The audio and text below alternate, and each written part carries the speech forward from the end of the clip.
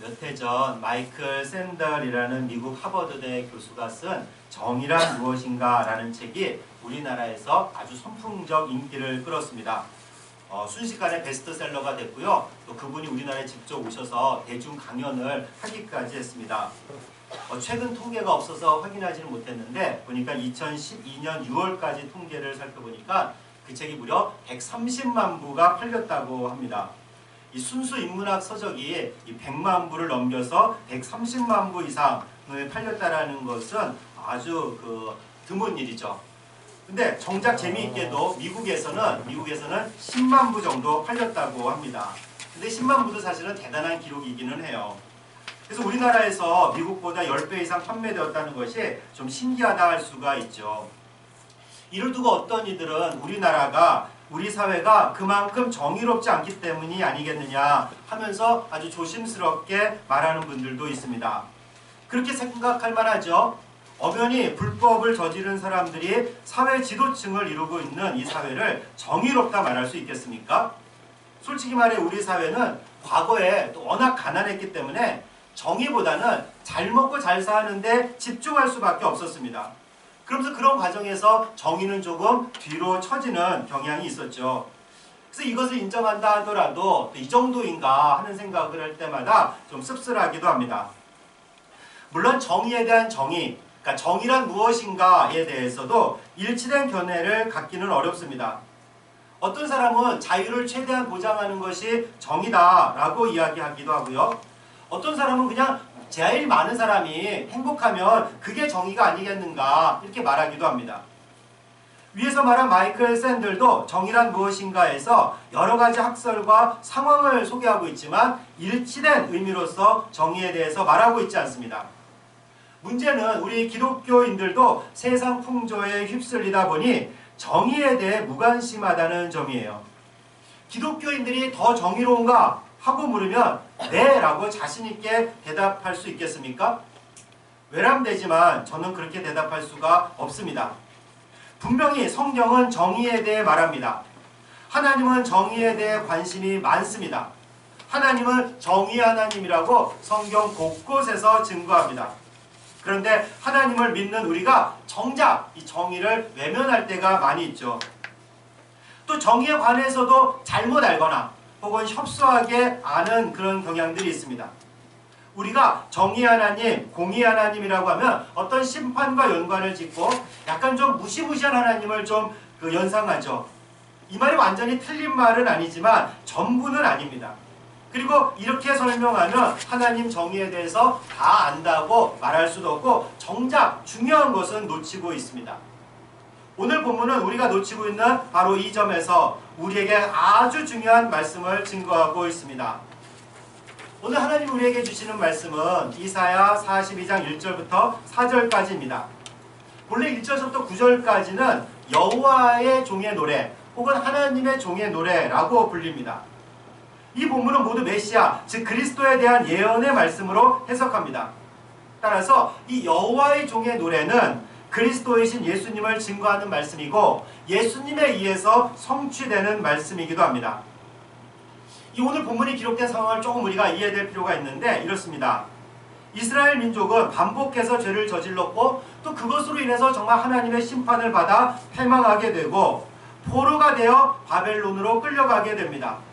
이런 상황에서 하나님은 이사야 40장 말씀을 통해 포로로 잡혀가 있는 이스라엘 백성을 위로하시고 41장에서는 하나님이 너희를 반드시 구원하겠다.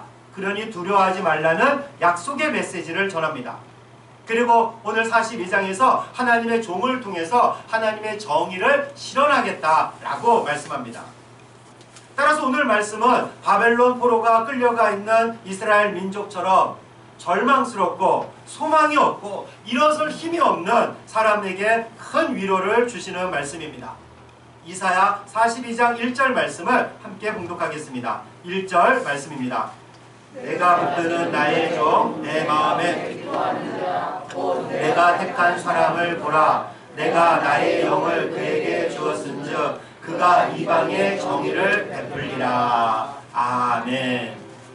여기서 1인칭으로 기록된 이는 하나님을 뜻하고요. 그리고 3인칭의 그는 하나님의 종을 말합니다. 하나님의 종은 하나님이 붙드시고 마음으로 기뻐하시고 하나님이 직접 선택하시고 하나님의 영으로 가득합니다. 그가 하는 일은 이방에 정의를 베푸는 일입니다. 정의가 오늘 본문에서는 아주 핵심적인 단어예요. 오늘 본문은 넉 절에 불과하지만 3번이나 정의라는 단어가 등장합니다. 여호와의 종이 해야 하는 중요한 사역은 정의를 베풀고 정의를 시행하고 정의를 실행하는, 세우는 일입니다. 앞에서도 말씀드렸지만 이 정의라는 단어가 쉽지 않은 말이에요. 히브리어 성경에서 쓰인 단어를 보면 우리말로 정의라고 번역하기도 하고 또 뭐 옛날 성경은 공의라고 번역하기도 합니다. 때로는 판결, 법, 권리 등으로 바꿔 쓰기도 하죠. 이렇게 우리말에 꼭 하나로 대응하는 단어가 아니어서 조금 어렵습니다. 그러나 한 가지 분명한 건 있어요. 정의라는 것은 올바른 것을 뜻합니다. 그래서 이제 공동번역 성경에서는 이 단어를 바른 인생길이라고 옮겨 놓았어요. 그렇지만 또 무엇이 바른 인생길이냐, 무엇이 올바르냐 하는 의문이 생겨요. 이게 사람마다 좀 다르고요. 처한 상황에 따라 달라지기 때문입니다. 앞서 말씀드린 대로 마이클 샌들이 저술한 정의란 무엇인가라는 책에 원래 영어 제목을 그대로 번역하면요. 정의, 해야 할 올바른 일은 무엇인가예요. 올바른 일은 무엇인가. 그 책에서 그래서 다양한 학설을 소개하고 그들의 입장에서 무엇이 올바른지 이렇게 보고 또 그것을 다른 사람이 봤을 때 무엇이 조금 부족한지를 이렇게 좀 서로 비판하는 그런 책이라고 볼 수 있어요. 그럼 오늘날 이 시대를 살아가고 있는 우리에게 올바른 것은 무엇이겠습니까? 뭐 일반적인 보통 사람들에게는요. 보통 그래요. 내가 보기에 올바른 거. 인간이 내 생각에 올바른 거. 내 경험에 비추어 봐서 올바른 거. 내 지식에 의하면 올바른 거. 그리고 내가 속해 있는 공동체의 전통에 의하면 이런 게 바른 거야. 이렇게 이야기들을 많이 합니다. 즉 여기서 중요한 것은 자기 자신이에요. 자기 자신. 그러나 기독교인이 주목하는 것은 무엇보다 하나님이 보시기에 바른 행위입니다. 하나님이 생각하시는 바른 일, 바른 질서가 정의이고 믿는 자들은 이에 집중해야 되죠. 너무 뻔한 말씀입니까? 이렇게 당연한 말씀을 강조하는 이유는 많은 분들이 이 말씀과 삶이 다르기 때문이죠. 외람되지만 우리가 교회를 나가는 순간 하나님의 말씀은 말씀이고 내 삶은 내 삶이야 라고 하면서 자기 뜻대로 사는 그리스도인들이 생각보다 많다는 점입니다. 그럼 하나님이 원하시는 바른 일은 무엇입니까? 어떻게 해야 정의를 세운다고 할 수 있습니까? 오늘 본문에서 여호와의 종에게 맡겨진 사역이 정의를 베푸는 일입니다. 그래서 오늘 문맥 가운데서 정의의 의미를 파악할 수가 있는데 하나님이 말씀하시는 정의에 대해서 아주 중요한 내용을 품고 있습니다. 첫째로 하나님의 정의는 약한 자 위에서 군림하지 않는 겁니다. 우리 2절 말씀을 함께 봉독합니다. 2절 말씀입니다. 그는 외치지 아니하며 목소리를 높이지 아니하며 그 소리를 거리에 들리게 하지 아니하며. 아멘. 오늘 본문에서 2절 말씀은 같은 의미를 3번 이렇게 좀 반복하고 있어요. 여호와의 종은 외치지 아니하고 목소리를 높이지 아니하고 소리가 거리에 들리지 않습니다. 이 말씀은 우리 집에서처럼 은혜야! 은창아! 이런 소리가 크게 들리는 거, 이런 것을 말하지 않아요. 가끔가다 우리 집 앞을 지나가다가 은혜야! 은창아! 이런 소리가 들리면은 아 그렇구나 이렇게 생각하시면 되겠습니다. 근데 오늘 본문은 포로로 끌려가 있는 이스라엘 민족을 향해 주시는 말씀이라 했습니다. 하나님의 종은 연약하고 그리고 고통에 처해 있는 이들에게 정의를 시행한다고 하면서 소리치는 분이 아닙니다. 그들을 향해 목소리를 높이며 잘잘못을 따지는 분이 아니에요. 큰 소리를 내서 자기를 드러내거나 상대를 제압하려고 하는 분이 아닙니다. 우리 사회에서 갑을 관계, 좀 사용하기가 좀 그렇긴 하지만 갑질이라는 용어가 많이 등장합니다. 참으로 안타까운 현상입니다. 갑은 힘이 있는 사람이고 을은 힘이 없는 사람입니다. 갑은 주인처럼 행세하고 을은 종처럼 행세하면서 주종관계를 뜻합니다. 그래서 갑이 행하자고 하면은 을은 싫어도 따라가야 돼요. 왜냐하면 갑이 밥줄을 잡고 있고 을은 쥐어져 있는 사람이기 때문에 그렇습니다. 원래 갑을관계는 또 사업을 하면서 많이 행하는 거죠. 갑 누구, 을 누구, 갑은 이렇게 하고 을은 이렇게 한다. 뭐 이런 것들이 있는데 이것이 이제 우리 일상생활에 많이 쓰이게 돼서 우리 일상생활에서 갑을관계가 형성되어 있습니다. 그래서 이런 갑을관계는 뭐 직장에서, 백화점에서, 마트에서 또 뭐 언젠가는 비행기 안에서 뭐 이렇게 드러나게 되죠. 삶의 모든 곳에서 갑에 해당하는 사람들이 목소리를 높여요. 목소리를 높인다는 것은 을에게 모욕을 주고 상처 주고 때로는 폭력을 휘두르기도 합니다. 뭐 잠깐 잊을만 하면 이런 일들이 가시화되고 있어요. 우리가 모르는 사이에 이런 일들이 많이 있기 때문에 그렇습니다. 그런데 갑의 행동을 하는 사람들을 한번 생각해 보십시오. 그들은 자기가 정당하다고 생각합니다. 내가 먼저 잘못한 게 아니라 저쪽이 잘못해서 내가 좀 불편을 겪었어. 그래서 소리를 높이는 거야. 너희가 실수했고 나는 그것을 바로 잡으려고 하는데, 다시 말해서 나는 정의를 실현하려고 하는데 무엇이 문제야? 하고 묻죠. 그러나 이렇게 문제가 되고 카메라가 비춰지면 자기가 잘못했다고 말은 하지만 실제 그들은 절대 그렇게 생각하지 않습니다. 오히려 자기는 옳은 일을 했다고 생각합니다. 그러다 정말 재수없게 일이 꼬였다고 여기죠. 그러나 이들은 오늘 말씀에 비춰보면은 이들의 행동은 절대 정의의 실현이 아닙니다. 올바른 일이 아니에요. 어떤 측면에서 그렇겠습니까? 대부분 당하는 이들은요, 힘이 없는 사람들이에요. 가진 것이 없는 사람들이에요. 물론 이들이 옳다고 주장하는 바는 아닙니다. 그러나 이렇게 자기보다 약한 사람들을 자기가 가진 권력과 힘을 이용해서 억압하고 모욕을 주는 것은 절대 정의의 실현이 아닙니다. 이와 달리 정의를 시행하는 하나님의 종은, 이 땅에 오신 예수님은 그렇지가 않습니다. 정의를 시행하기 위해 목소리를 높이지 않아요. 그분에게는 엄청난 권력이 있지만, 매우 큰 능력이 있지만, 그래서 누구보다 큰 소리 내고 정죄하고 비판할 수 있지만 주님께서는 그렇게 하지 않으셨어요. 그렇게 하셨다 하더라도 우리는 사실 할 말이 없지만 예수님은 우리를 큰 소리로 정죄하지 않았습니다.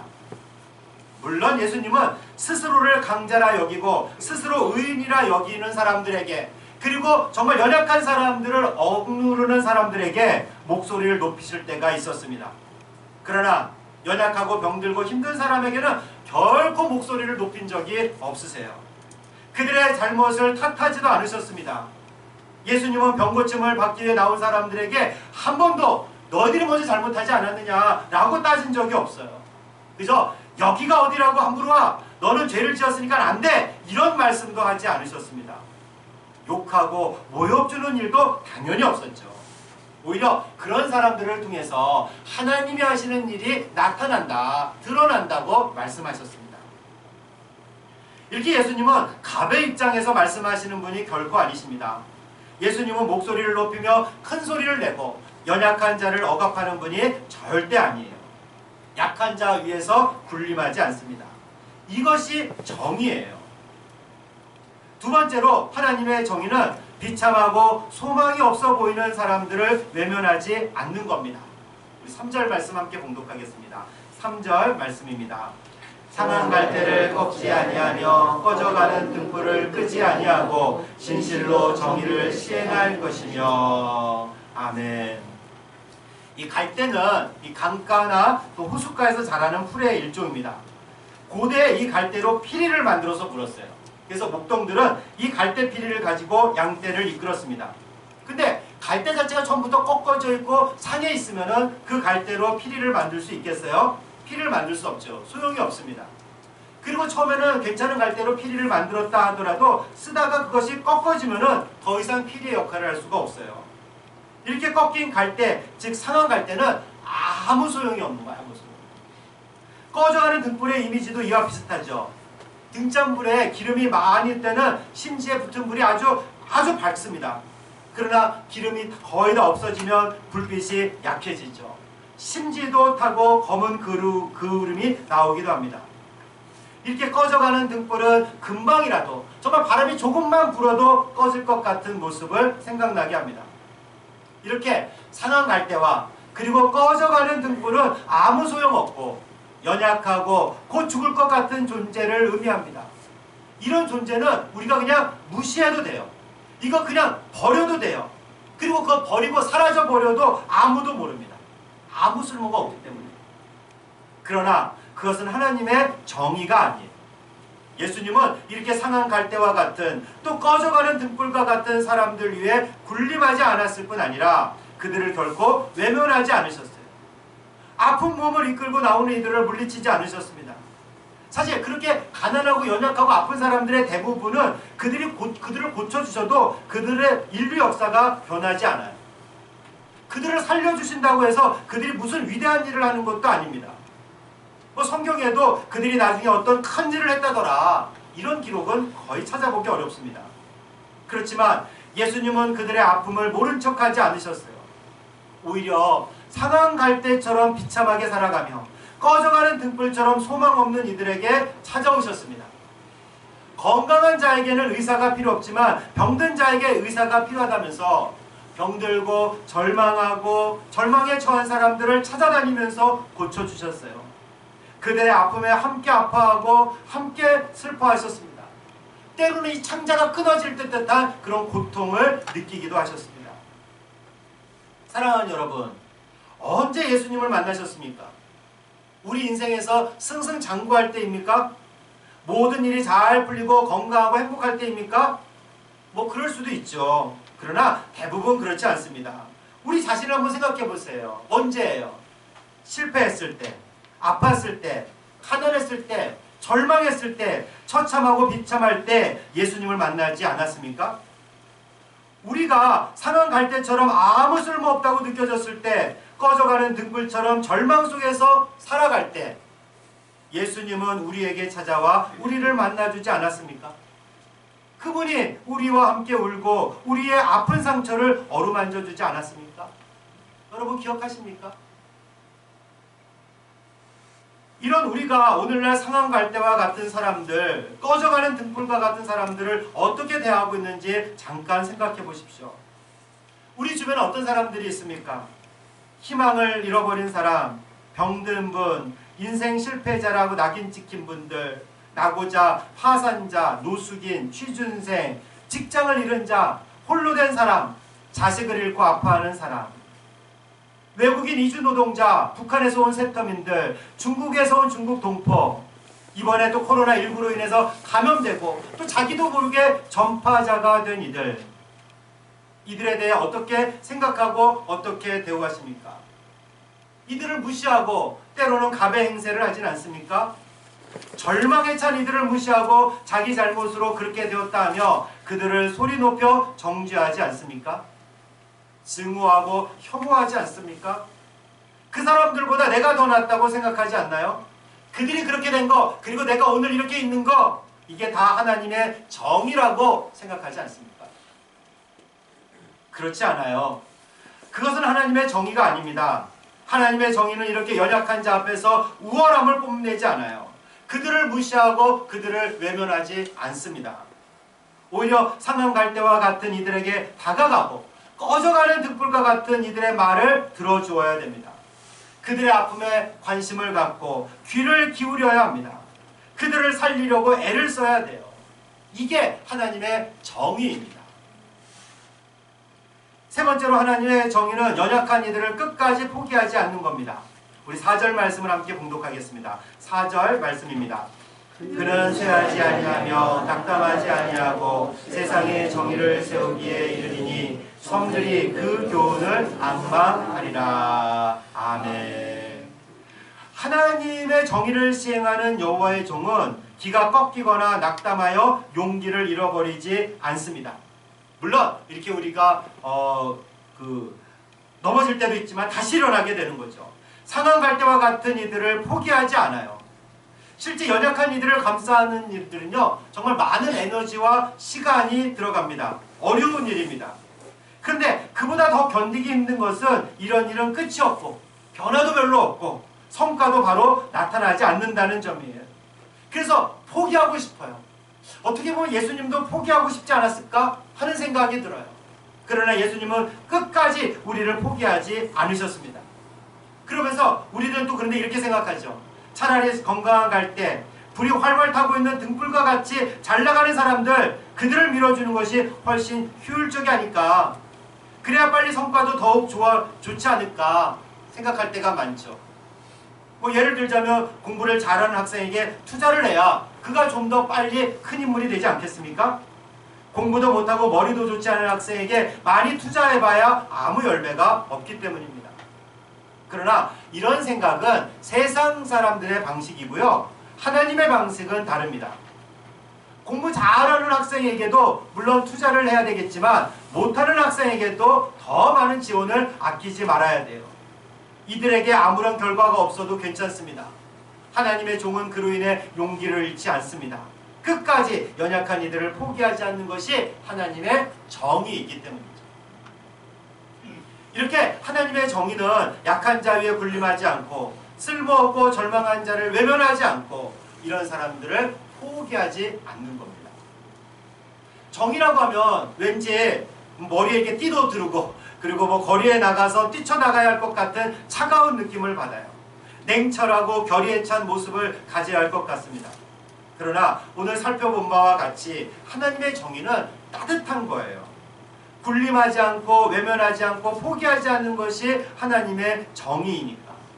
아프고 힘들고 소외당하고 절망하는 이들 앞에서 그들을 감싸고 함께하는 것이 정의니까. 얼마나 따뜻합니까? 이런 따뜻한 정의를 가지고 우리에게 오셔서 우리를 살리신 분이 바로 메시아인 예수님입니다. 예수님의 이런 따뜻한 정의가 아니었으면요, 우리는 여전히 절망 가운데 신음하고 있을 거예요. 세상 사람들도 이런 예수님을 칭송하지 않습니까? 기독교인은 아니지만 예수님을 우러러보며 그 가르침을 따르고자 하는 사람들은 많습니다. 4절 말씀에 섬들이 그 교훈을 앙망하리라 라는 말씀은 그런 의미예요. 그러나 세상 사람들은 예수님을 믿고 따른다는 기독교인들을 신뢰하지 않습니다. 많은 이들이 예수님은 좋지만 예수님 따르는 사람은 싫어 라고 말해요. 왜 그렇습니까? 예수님을 믿는다고 하면서 자기들과 똑같을 뿐만 아니라 그리스도인들에게 예수님이 행하신 따뜻한 정의가 그것이 사라지고 있기 때문입니다. 사랑하는 자매 형제 여러분, 하나님이 원하시는 정의는요, 따뜻한 정의이고 메시아이신 예수님이 우리에게 행하신 정의이고 우리가 그 덕을 받고 오늘 우리가 순종하고 살아내야 할 정의입니다. 하나님의 정의는 약자를 억압하지 않고 절망에 처하고 미약해 보이는 자들을 외면하지 않고 힘들어도 포기하지 않는 것이 정의입니다. 이런 하나님의 따뜻한 정의가 우리 삶에 가득하기를 소망합니다. 그 따뜻한 정의를 가지고 연약한 이들에게, 특히 이 시대 코로나19로 인해 고통받고 있는 이들에게 다가가는 여러분과 제가 되길 또 주님의 이름으로 축원합니다.